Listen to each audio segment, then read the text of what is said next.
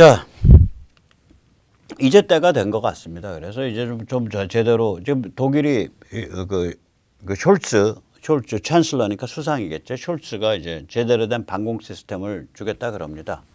근데 언제 갈지 모르겠어요. 저는 아마 이거 빨리 갈 거라고 봐요. 왜 그러냐면 미제 MLRS를 보호하려면은 주변에 저 방공 시스템이 작동을 해야 돼요. 그래서 아마 저게 미국이 지원한다는 MLRS하고 그 하이마스 그 다연장 로켓 발사 시스템하고 페어를 이루기 위해서 저게 아마 빨리 진행될 거라고 보고 있습니다. 이 방공 시스템은 이제 40km 이내의 공중 목표물을 타격하는 이동형 시스템입니다. 이름은 아이리스-T. 아이리스-T. 한번 직접 보세요. Ukraine will receive IRIS-T air defense systems from Germany. Their target engagement range exceeds 40 kilometers. Germany has officially announced that it will transfer its IRIS-T air defense systems to Ukraine. To date, such air defense systems are capable of hitting air targets, including subtle ones, at ranges up to 40 kilometers. We are actually talking about analogs of the Buk air defense system, but equipped with a more advanced radar station, which, quite remarkably, can be integrated with other NATO air defense systems. This, according to some reports, is about the supply of versions of the IRIS-T SLM, capable of striking at long distances, using, among other things, passive radar equipment. 저 아이리스 미사일이 공대공도 있어요. 공대공도 있는데 이번에 러시아에 제공하는 건 아이리스-T로서 지대공입니다. 그러니까 옆에 이제 그 레이더 차량이 같이 가죠. 그래 레이더 식별해 가지고 딱 저기 쏴 좌표 딱 불러주면은 얘가 이제 그 요격 미사일 우리로 치면 뭐 퍼싱 같은 거예요. 퍼싱. 그래서 요격 미사일이 뿅 하고 떠서 이제 요격을 하는. 그러니까 공중 목표물 요격 미사일이에요. 그러니까 이동형 방공 시스템이죠. 우크라 같은 사정에 딱 맞죠. 그래서 저런 게 이제 제공이 되기 시작하면 이제 제공권을 잃게 되죠. 그리고 아마 확실치는 않은데 미사일도 요격이 될 거예요. 왜 그러냐면 저기에 자꾸 얘기 나오는 게 sensitive airborne target이라고 나와요. 민감한 공중 목표물. 그러니까 비행기면은 그렇게까지 표현 안 하거든요. sensitive airborne target이라는 거는 공중으로 쏴서 들어오는 미사일 같은 걸 얘기하는 거라고요. 저게. 그래서 아마 미사일 유격 기능이 어느 정도 있는 것 같아요. 그 독일이 저걸로 방공 시스템을 짜놓고 있기 때문에 저 방공 시스템이 이제 제대로 넘어가면 우크라가 이제 방공망을 좀 갖추게 되는 거죠.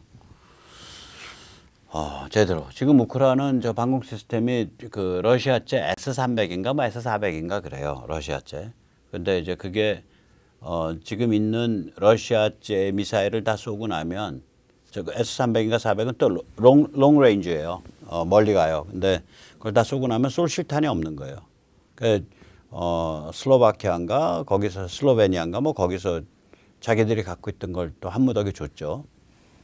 그래서 아무튼 그러나 저렇게 이제 서방 무기로 저거 아까도 보셨지만 저 IRIS-T는 나토 무기의 일환이거든요. 나토 무기랑 인터오퍼레이트 그러니까 같이 작동할 수 있는 나토의 무기 체계랑 우리 지금 K9 자주포가 호주에 수출하려고 나토 그 통신 방식 그 나토에서의 그 제어 방식과 같이 맞춰서 아마 업그레이드가 끝났을 거예요. 그런 식으로 나토랑 같이 움직일 수 있는 그런 거기 때문에 저런 걸 자꾸 쓰다 보면은 사실상 나토의 일원이 되는 거죠. 나토 가입은 제가 잘 모르겠어요. 가입을 추진한다는데도 왜 그러냐면 나토 가입 국가가 되면 나토 5조 때문에 러시아가 침공하게 되면 모든 나토가 전부 다 저거 되게 됩니다.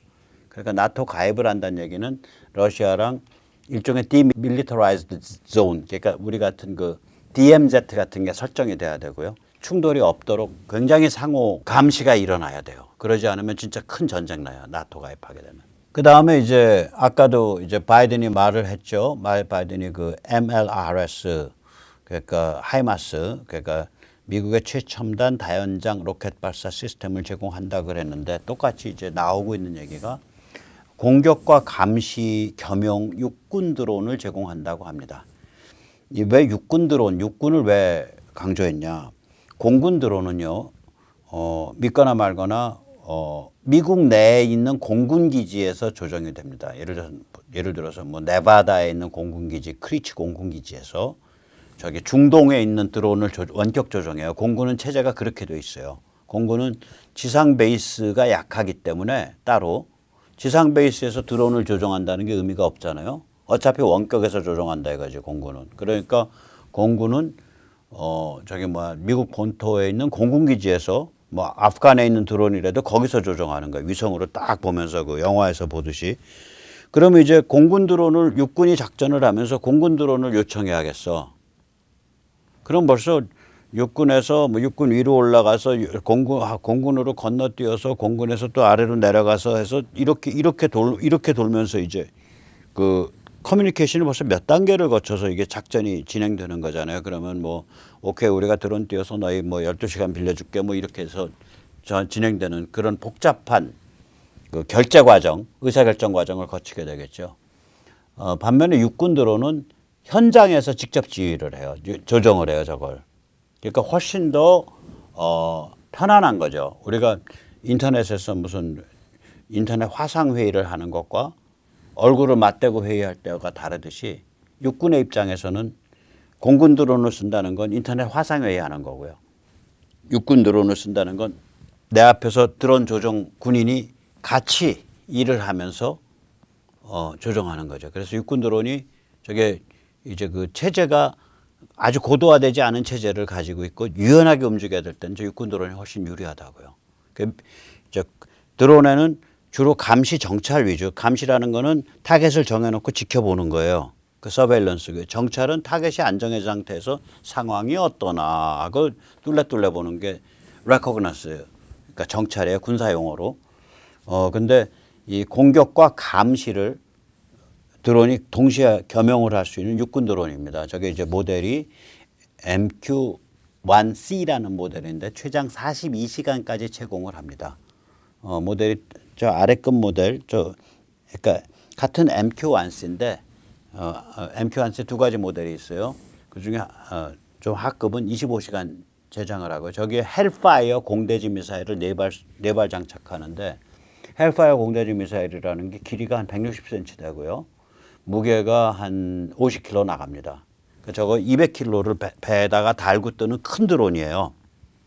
그래서 한번 직접 보세요. 저걸 지금 제공할 것을 검토한다는 얘기가 보도가 되고 있습니다. 저럼 이제 얘기가 또 달라지죠. 조그만 뭐 스위치 블레이드 이런 게 아니라 저런 게 이제 그거죠. 상대방의 요인을 암살하거나 전략 자산 중에 아주 핵심 부분, 주로 탱크 정도를 깰 수 있는 헬파이어 미사일이라는 게 탱크 정도를 깰 수 있는 정도의 폭약이거든요. 그러니까 그거를 띄워놓고 근데 저것도 이제 갈 때 프로그램을 수정할 거예요. 그래서 우크라이나 영토 밖을 못 벗어나게 혹은 영토 그 경계선에서 30km면 30km, 뭐 5km면 5km 이상을 못 들어가게 그 국경에서 그러니까 러시아 영토 쪽으로 못 넘어가게. 왜냐면 저게 42시간을 제공을 하기 때문에 제공해서 보내면 뭐 거의 빼따르부르크까지 날아간다는 얘기예요. 우크라이나 북부에서 보내면. 그런 제약 안 걸어놓으면. 그런 소프트웨어적 제약을 걸면서 저거 보낼 거라고요. 저거 보낸다는 얘기가 있어요, 지금. The same firm that produces the MQ-1 Predator, which the Air Force retired in 2018, and its successor, the MQ-9 Reaper, the MQ-1C Gray Eagle is a derivative of the Predator and falls 그죠? somewhere between the two in terms of capability.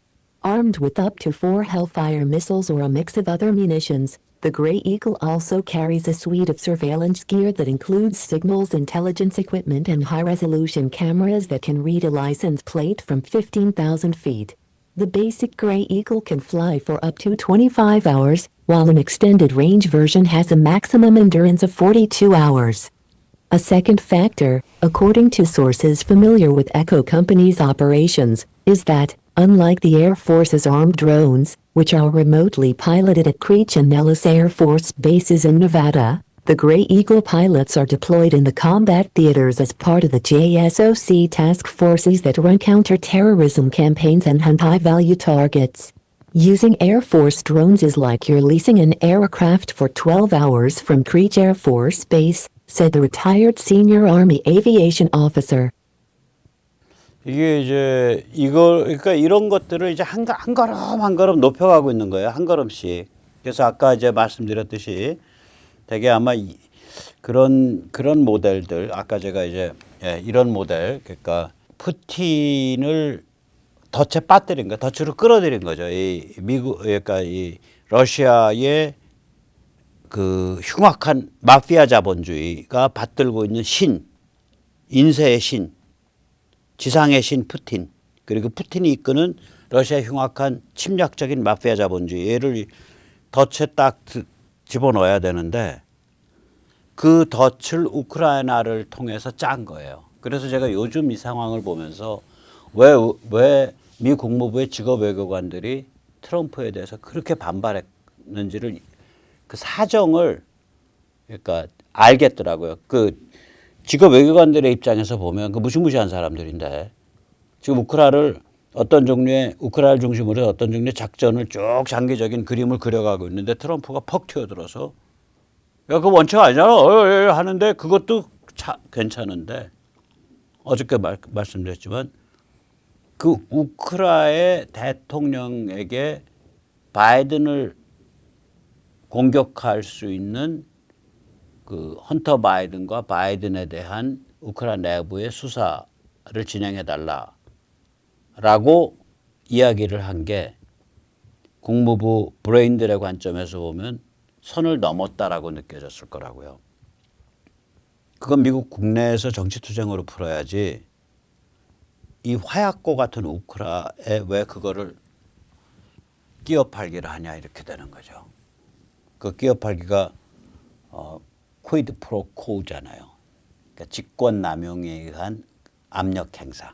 그래가지고 그거를 증언 아닌 증언을 했는데 그래가지고 트럼프 2차 탄핵까지 갔던 거죠.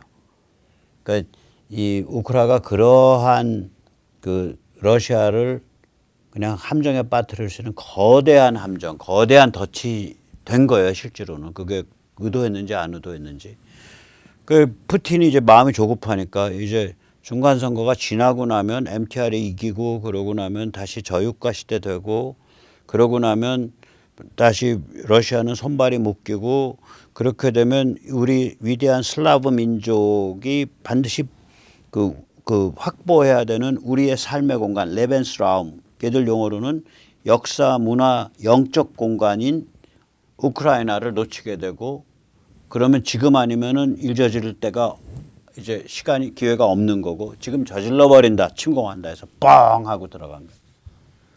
그러니까 그냥 국제 여론 비등해서 우크라이나 국민들이 분발하고 우크라이나 국민이 그 분발하는 과정에서 러시아를 점점 더 깊게 그걸 바로 러시아를 패버리면 더 위로 함정 위로 기어 올라가니까 그냥 함정 바닥까지 떨어지게 무기도 러시아 겁나 우리 러시아 겁나거든. 그러니까 이거 공격용 무기 함부로 못 지원하는데 무기도 한 걸음씩 단계적으로 지원하고 경제 제재는 살벌하게 그냥 국제 여론으로 지원하고 그 경제 제재 러시아 처음에는 야 그거 뭐 우리 석유 갖고 있고 가스 갖고 있는데 니들 경제 제재 웃기는 거지. 야 돈 있으면 다 되는 거지. 돈 가지고 못 살 물건 있냐. 너 해봐라 임마. 우리 에너지 있고 식량 있어.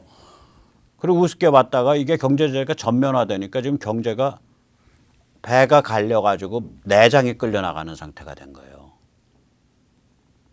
이런 그림이었다고 이제 소설이 써지는 거예요. 추정이. 그러니까 뭐 그러면 야 우크라이나 국민들 저 미국 그 강대국이 이 저 짐승 같은 푸틴과 러시아 마피아 자본주의를 사냥하러 판 서방 쪽이 미국과 서방이 판 그 함정 역할을 하느라고 공연히 다 죽어나가는 거 아니냐. 그 대가예요. 그 정도 대가 치러야 됩니다. 우리가 치른 대가에 비하면 아무것도 아니에요. 우크라이나 국민이 분발하게 되잖아요. 유의미한 싸움이니까 싸움 자체가 멋있잖아 판이. 우리 6.25도 싸움 멋있는 겁니다. 그래서 6.25에 대해서 저는 야, 그 미국과 소련이 그거 저기 냉전이 충돌하는 데서 우리가 한국인이 많이 죽어나간 거지. 웃기는 소리 하지 말라 그래요. 물론 비극이죠. 그러나 인류사에서 승부가 갈리는 그 치열한 전장터에 주역으로 설 수 있었다는 게, 그래서 그 주역으로 서서 이겨냈다라는 게 그 비극 속에서 뭔가를 우리가 성취한 거예요. 마찬가지 우크라이나 국민도 마찬가지입니다. 저 흉악한 불곰 마피아 자본주의를 사냥하는 그 깊은 함정이 우크라이나에서 파진 거고, 그 함정 속에서 사투를 벌이면서 우크라이나 국민이 각성하고 자유공화국의 국민됨을 익혀나가는 과정이 된 거예요, 저게.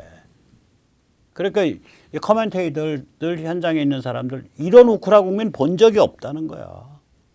사람들이 전부 각성이 돼갖고 전부 애국 그런 정열에 불타고, 우리 마치 6.25를 거치면서 1950년대 60년대 한국인들과 같은 그런 비슷한 상태로 가고 있는 거예요, 지금 우크라이나 사람들 4천만이. 그래서 저 미국과 서방이 저 덫을 파는데 우크라이나 사람들이 악용당했다. 그래서 죽어나간다. 사람도 한 번 죽어요. 악용당한 게 아니라, 그러니까 누가 누구를 이용했는지 나중에 가면 몰라요. 저 과정을 제대로 겪으면 우크라이나 사람들이 되는 거고, 국민이 성숙하는 거고, 국민이 각성하고 성숙하다 보면 아 그래, 그때 우리가 미국이나 서방이랑 해서 잘 손잡고서 저기 러시아로부터 완전히 저기 선 긋고 우리 지금 나라의 기초를 그때 주춧돌을 다졌지, 기반을 다졌지, 이렇게 말하게 돼요, 저게. 참 역사의 역설이죠. 역사의 간계입니다. 간계예요.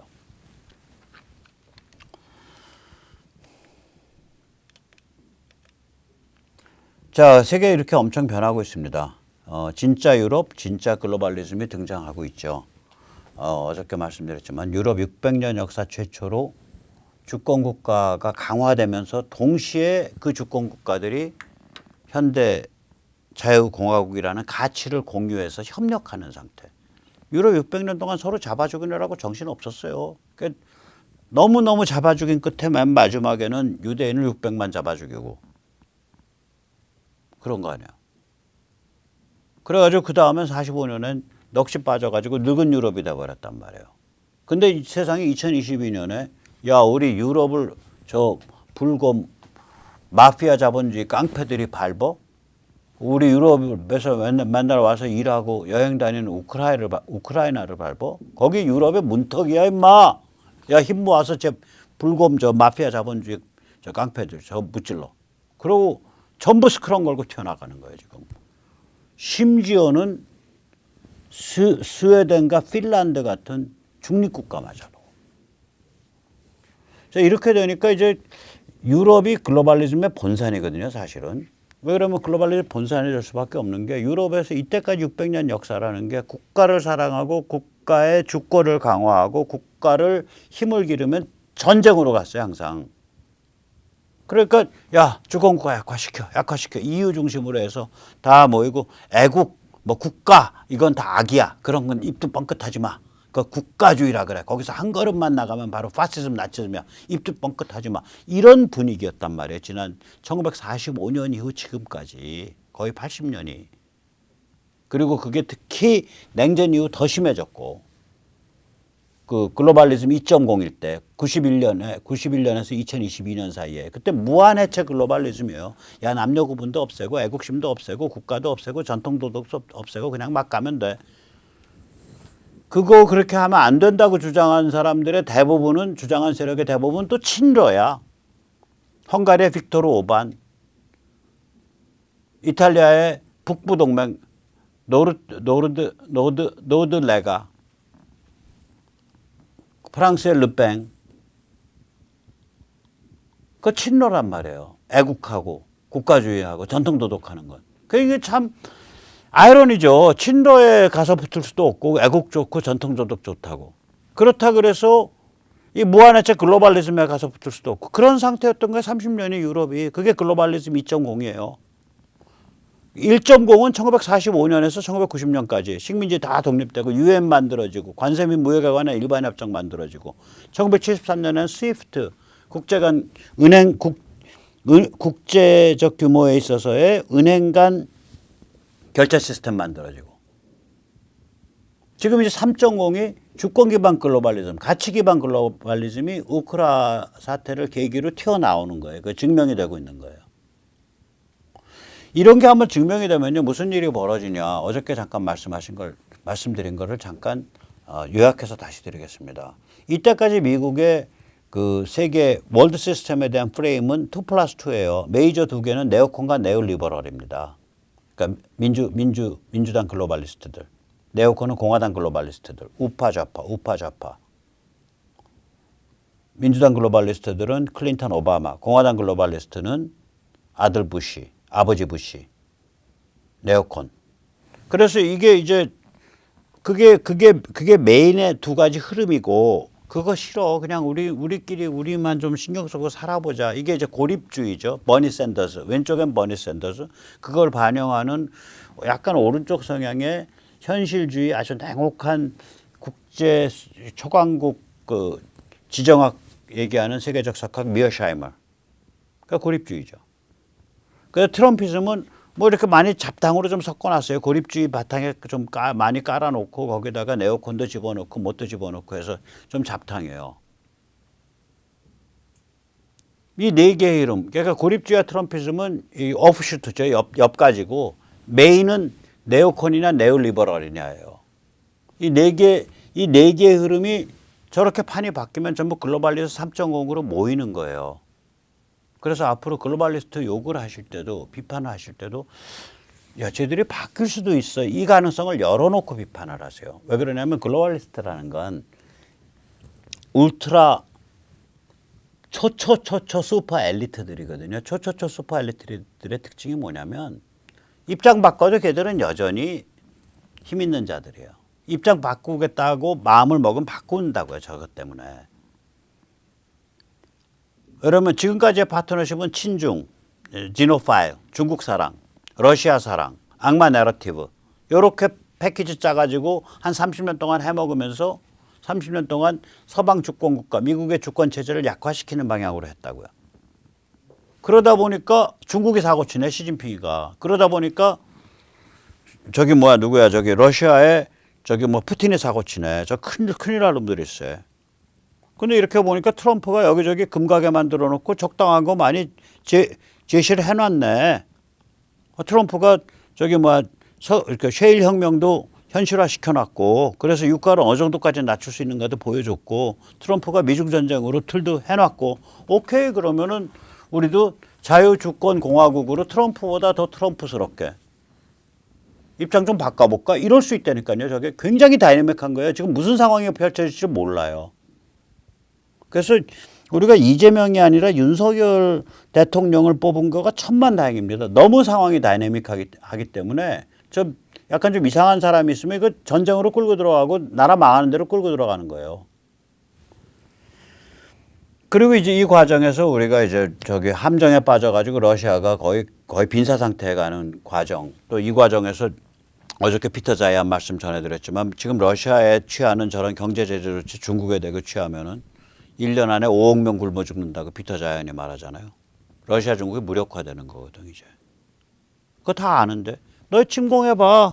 우리 국민들이 자유공화국의 그런 비전을 가지고 똘똘 뭉쳐서 우리 있는 무기 가지고 최대한 저항하고 있으면 세계적 차원에서 경제 제재 들어갈 거고 서방에서 무기 지원 들어오면 너희는 여기 이 땅에서 골로 가는 거야. 그렇다 해서 우리 다 문지르겠다고 너희가 핵무기 있어? 그럼 너희가 다른 데서 핵 받아서 너희 나라가 없어져 임마. 미국 핵이 세냐? 너희 핵이 세냐 임마. 누가 더 딜리버리. 상대방의 타격에 누가 더 거기 많이.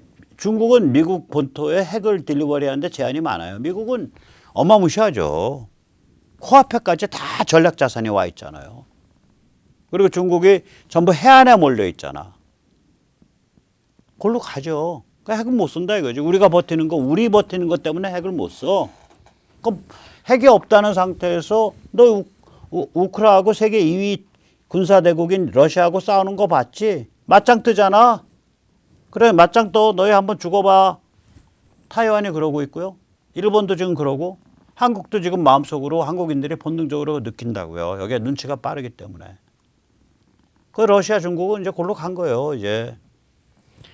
자, 그렇기 때문에 우리가 이제 다시 말하자면 관점과 가치관을 제대로 갖추면, 또 전략을 제대로 갖추면 엄청난 도약이 가능한 그런 상태가 됐습니다. 한번 같이들 뭐 이제 차분히 길을 밟아가 보시죠. 뭐 아무튼 너무너무 숨가쁘고 너무너무 이렇게 긴장이 되는 그런 시대예요. 저는 요새 우크라이나 들여다보느라고 지방선거도 잘 못 들여다봤고 참 그러네요. 자, 여기까지 오늘 모시겠습니다. 감사합니다.